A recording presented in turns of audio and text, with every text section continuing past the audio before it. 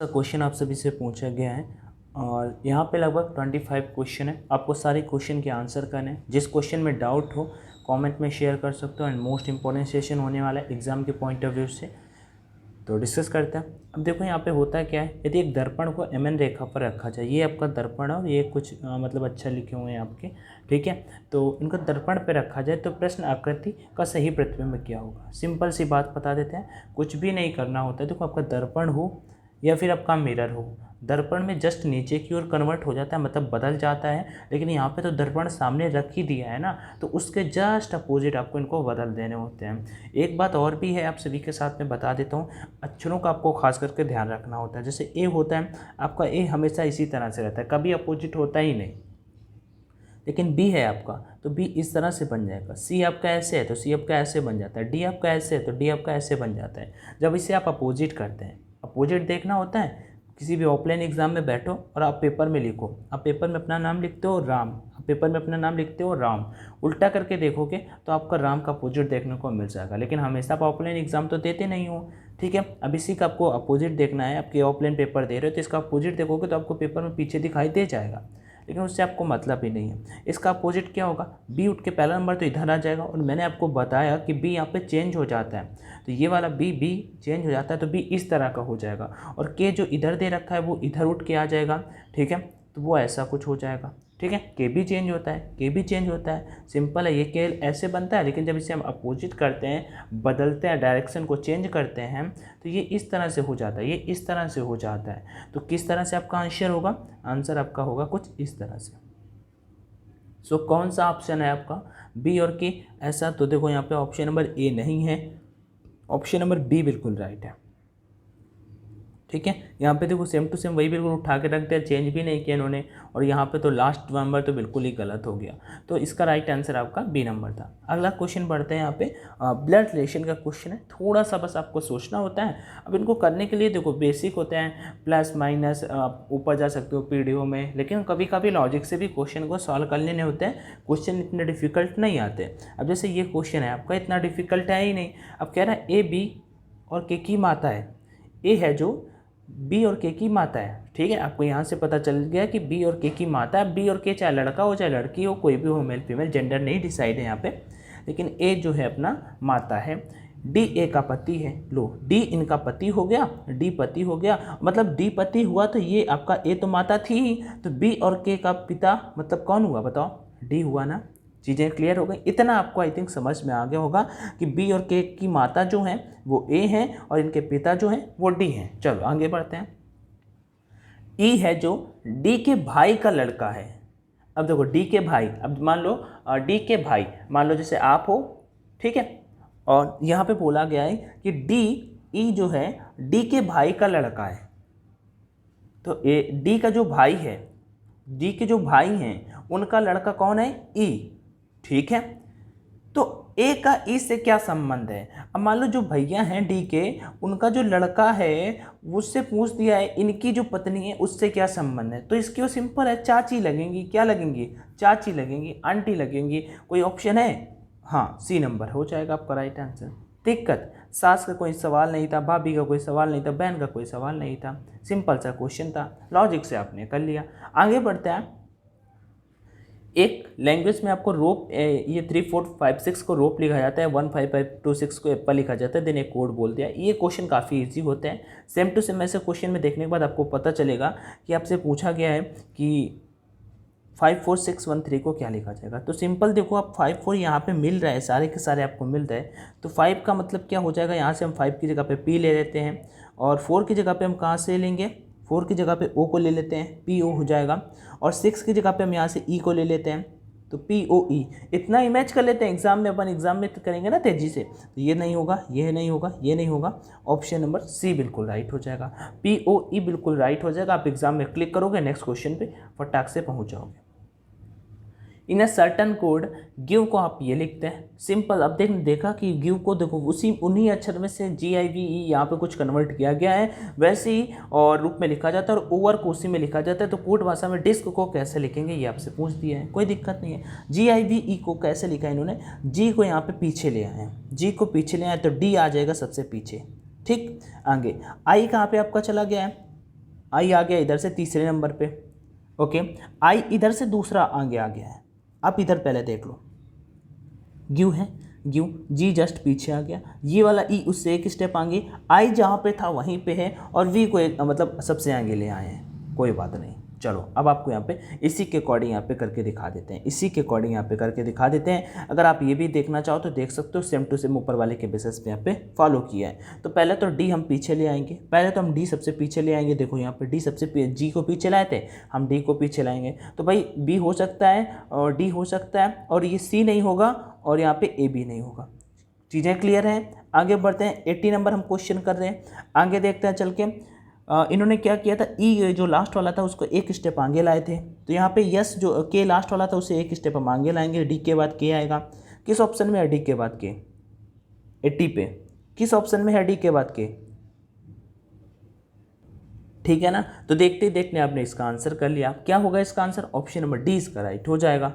ठीक है, समझ में आया। अब देखो यहाँ पे था क्या, आपका जो तीसरा नंबर वाला था ये कहाँ पे आ जाता है? आगे आ जाता है, यस। तो यहाँ पे यस आगे आ रहा है ना, तो डी नंबर इसका राइट होगा 80 का। आगे बढ़ते हैं नेक्स्ट क्वेश्चन की ओर, 81 की ओर। भारत की प्रथम महिला शासक कौन थी? भारत की प्रथम महिला शासक कौन थी?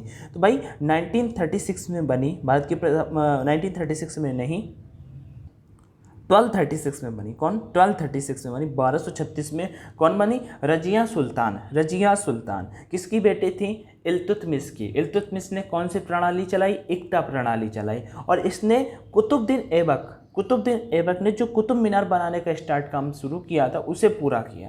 गुलाम वंश का संस्थापक कौन था? गुलाम वंश का कुतुबुद्दीन ऐबक। कुतुबुद्दीन ऐबक 1206 से लेके 1290 ईस्वी तक, 1290 से लेके 1206 से लेके 1290 ईस्वी तक गुलाम वंश रहा। गुलाम वंश के जो मतलब शासक थे, सबसे पहले कुतुबुद्दीन ऐबक ने ही गुलाम वंश की स्थापना की। ठीक है, उसके बाद 1210 ईस्वी में कुतुबुद्दीन ऐबक की जब मृत्यु हो गई तो फिर इल्तुतमिश शासक बना।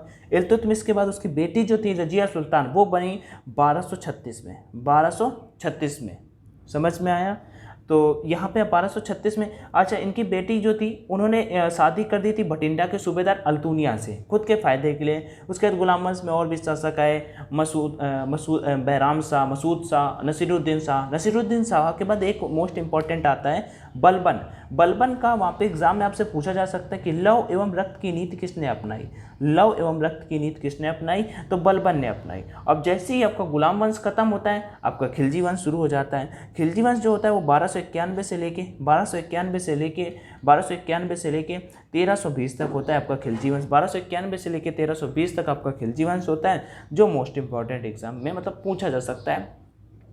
तो इस क्वेश्चन का आंसर आप सभी का रजिया सुल्तान था। खिलजी वंश में अलाउद्दीन खिलजी मोस्ट इंपॉर्टेंट था, अलाउद्दीन खिलजी मोस्ट इंपॉर्टेंट था। आगे बढ़ते हैं नेक्स्ट की ओर, अभी इसी पे डिस्कस करते रहेंगे, पूरा का पूरा सब चलता रहेगा। बनारस हिंदू विश्वविद्यालय की स्थापना किसने की थी? 82 नंबर। बनारस हिंदी विश्वविद्यालय की स्थापना किसने की? तो मदन मोहन मालवीय ने की थी, मदन मोहन मालवीय ने की थी। आगे बढ़ते हैं नेक्स्ट क्वेश्चन की ओर। मलेरिया बीमारी फैलती है, मलेरिया तो आप सभी जानते होंगे, मलेरिया किससे फैलती है? मच्छरों से फैलती है। मलेरिया किससे फैलती है? मच्छरों से फैलती है।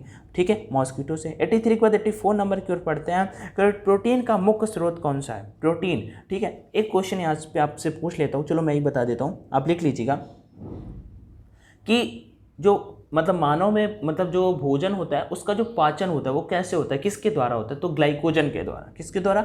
ग्लाइकोजन के द्वारा, ग्लाइकोजन के द्वारा। जबकि पादपों में मतलब पेड़ पौधों में किसके द्वारा होता है जो पाचन? वो स्टार्च के द्वारा। ठीक है, स्टार्च के द्वारा। ठीक है, स्टार्च के द्वारा। ये दोनों है क्या, आप बता सकते हो? कार्बोहाइड्रेट। क्या है? कार्बोहाइड्रेट। कार्बोहाइड्रेट के 3 प्रकार होते हैं, मोनोसैकेराइड्स, डाइसैकेराइड्स एंड पॉलीसैकेराइड्स। ये दोनों मैंने पॉलीसैकेराइड्स के टाइप आप सभी के साथ में शेयर कर दिए। अब प्रोटीन का मुख्य स्रोत क्या होता है? 84 नंबर। आप सभी को इसका आंसर पता होगा, सोयाबीन होता है। क्या होता है? सोयाबीन होता है। एक क्वेश्चन आपसे फिर से पूछता हूँ, प्रोटीन की कमी से कौन सा रोग होता है? प्रोटीन की कमी से कौन सा रोग होता है? तो क्वाशियोरकार रोग। क्वाशियोरकार रोग होता है प्रोटीन की कमी से, आप लिख लीजिएगा, क्वाशियोरकार रोग होता है प्रोटीन की कमी से। आगे बढ़ते हैं, कौन बीजिंग ओलंपिक में स्वर्ण पदक जीता? 2008 है। तो ये आपके एग्जाम में पूछा जा सकता है, मोस्ट इंपॉर्टेंट क्वेश्चन 85 नंबर कि कौन जीता, क्योंकि वो एकल में जीते थे, अकेले जीते थे, कोई ग्रुप पे नहीं जीते थे। उनका नाम था अभिनव बिंद्रा। ठीक है, उनका नाम था अभिनव बिंद्रा, शूटिंग में। आगे बढ़ते हैं नेक्स्ट की ओर, नेक्स्ट क्वेश्चन की ओर। उससे पहले उसके बाद एक चीज़ इंपॉर्टेंट शेयर कर देते हैं, online mock test exam relevant परीक्षा पे आप सभी के लिए अवेलेबल करा दिए गए हैं। Air force X, air force Y, Agniveer के नाम से हैं, तो आप इनको मॉक टेस्ट कर सकते हो। वैसे आपका वहाँ पे ओल्ड वाले भी हैं, वो भी बढ़िया टेस्ट है, मैं तो उन्हीं को रिकमेंड करूँगा। उनका प्राइस भी कम है, केवल 125 रुपीज़ में वाले मॉक भी लगा सकते हो। लिंक डिस्क्रिप्शन बॉक्स में मैं प्रोवाइड करा रहा हूँ। कोड ऑनलाइन D50 यूज कर लीजिएगा, 15 वहाँ पे टेस्ट हैं। कोई क्वेरी है तो कमेंट सेक्शन में आस्क कर लीजिएगा, इससे आपकी रैंकिंग में आपका सुधार होगा और आप स्पीड मेंटेन कर पाओगे, तो काफ़ी सारी चीज़ें आपको सीखते मिलेंगी। बाकी चलते हैं और आगे बढ़ते हैं, ठीक है। तो ये क्वेश्चन हो गया, कौन बीजिंग ओलंपिक में स्वर्ण पदक जीता। अभी ओलंपिक गेम्स हुए थे 2020 में, कहाँ पे हुए थे, टोक्यो में, ठीक है। आगे बढ़ते हैं, 2024 के आप बता सकते हो मुझे कहाँ पे होंगे, 2024 के ओलंपिक गेम्स जो होने हैं वो कहाँ पे होंगे, 2028 के कहाँ पे होने हैं ये बता सकते हो। नेक्स्ट, सुंदरबन डेल्टा किस राज्य में है, 86 नंबर, बिहार, पश्चिम बंगाल, तमिलनाडु या फिर उड़ीसा। सुंदरबन डेल्टा आपका कहाँ पे है, तो ये आपका हो जाएगा राइट आंसर 86 का बी नंबर, वेस्ट बंगाल पे है सुंदरबन डेल्टा। नेक्स्ट क्वेश्चन की ओर बढ़ते हैं, गोवा की राजधानी, इतना इजी वैसे नहीं आएगा, लेकिन अभी आपके पेपर में पूछा जा सकता है कि गोवा के भी जो चीफ मिनिस्टर हैं वो कौन है, वो पूछा जा सकता है। नेक्स्ट, तो गोवा की राजधानी आप सभी को पता होगा पणजी, नागालैंड की कोहिमा, असम की दिसपुर और छत्तीसगढ़ की रायपुर। बनसागर बांध किस नदी पर बना है, ये ठीक है, बनसागर बांध 88 नंबर, ये क्वेश्चन ठीक है। किस नदी पर बना हुआ है, तो सोन नदी पर बना हुआ है। बनसागर बांध किस नदी पर बना हुआ है, तो सोन नदी पर बना हुआ है। मिजोरम की राजधानी आइजोल, ठीक है, नागालैंड की कोहिमा, और आगे बढ़ते हैं, अरुणाचल की ईटानगर हो गई।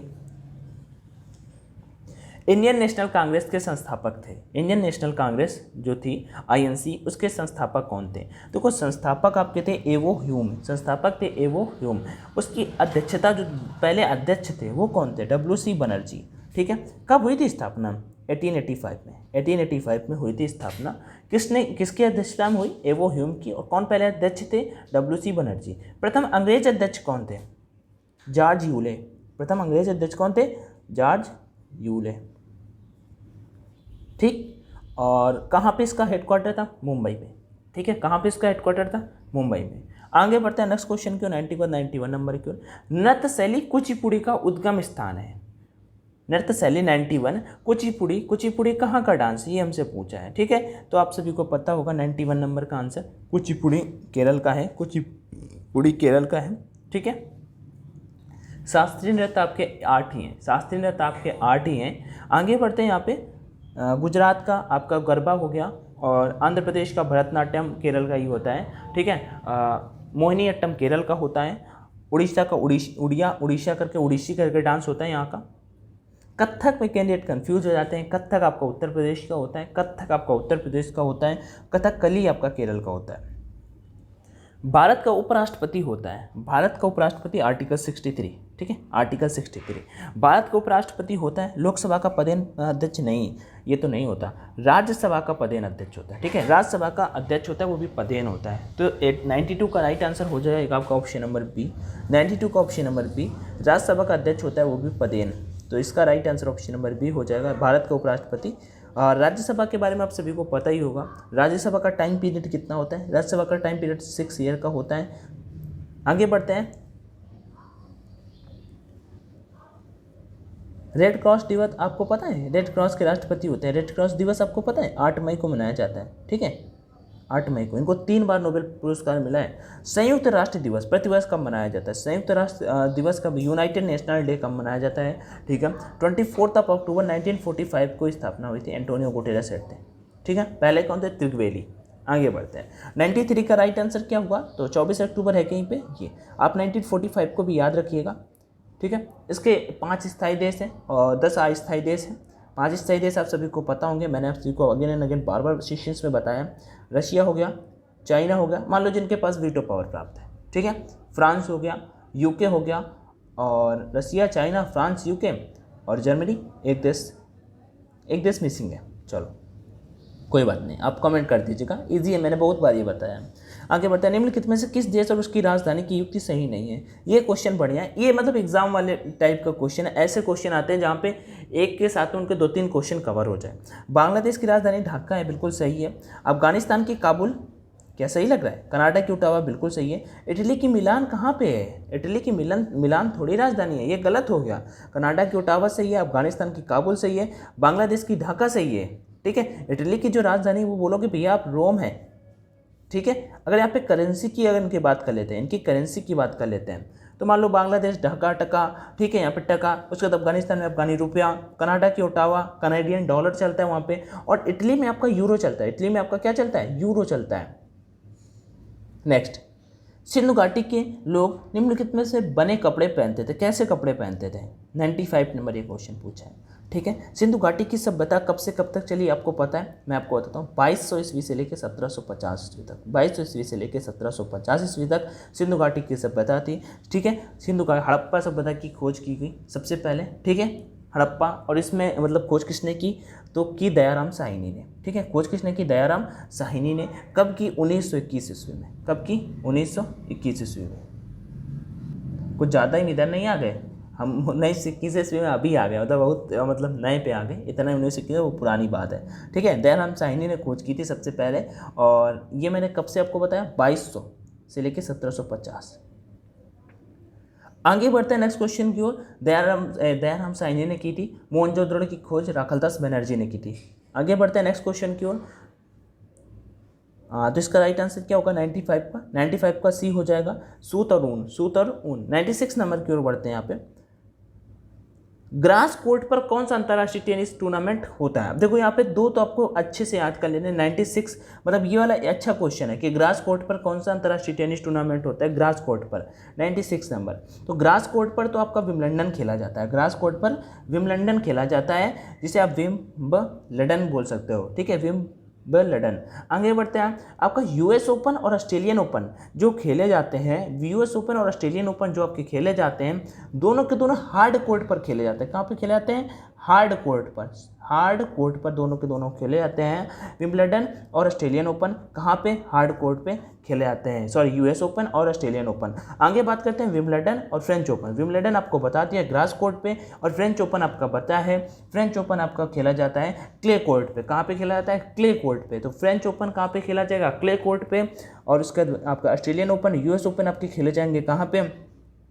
हार्ड कोर्ट पे। और आपका फ्रेंच क्ले कोर्ट पे। और विंबलडन आपका खेला जाएगा कहाँ पे? ग्रास कोर्ट पे, ठीक है। नेक्स्ट बढ़ते हैं। भारत का सबसे लंबा टनल जवाहर किस राज्य में है? जवाहर टनल किस राज्य में है? तो 11.5 किलोमीटर पे है। कितना कौन से राज्य में है पता है आपको? 97 नंबर। इसका right answer option number D हो जाएगा, जम्मू एंड कश्मीर में, जम्मू एंड कश्मीर में। नेक्स्ट है शिव कुमार शर्मा निम्नलिखित में से किससे संबंधित है? तो संतूर वादक है। शिव कुमार शर्मा कौन है? संतूर वादक है, ठीक है।